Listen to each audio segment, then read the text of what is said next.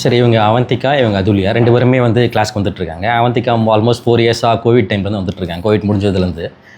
So இனிஷியலாக வந்து சும்மா ஜஸ்ட் ப்ராக்டிஸ்க்காக தான் ஜஸ்ட்டு வீட்டில் இருக்கிறதுனால அனுப்பிச்சது. பட் ஃப்யூச்சரில் போக போக வந்து நல்லா வரைஞ்சதுனால அப்படியே கண்டினியூ பண்ணி 4 இயர்ஸாக பண்ணிகிட்ருக்கான். ஸோ 2 இயர்ஸ்க்கு முன்னாடி வந்து ஒரு காம்படிஷன் போயிருந்தா. பட் அங்கே வின் பண்ணல. பட் அதுக்கப்புறம் வந்து மினி காம்படிஷன்ஸ் அட்டென்ட் பண்ணியிருக்கான். லாஸ்ட் இயர் வந்து வேலூர் கோட்டையில் நடந்த டிஸ்ட்ரிக்ட் லெவல் காம்படிஷனில் வின் பண்ணியிருந்தா. ஒரு கவர்மெண்ட் டிஸ்ட்ரிக்ட் லெவல் காம்படிஷன் வந்துச்சு. அதில் வின் பண்ணி செகண்ட் ப்ரைஸ் வின் பண்ணியிருந்தா. ஸோ இந்த மாதிரி நிறைய காம்படிஷன்ஸ்க்காக இங்கேருந்து பார்ட்டிசிபேட் பண்ணுறதுக்காக அனுப்புகிறாங்க. இங்கே இருக்க ஸ்டூடெண்ட்ஸ் தான் மோஸ்ட்லி வின் பண்ணுறாங்க.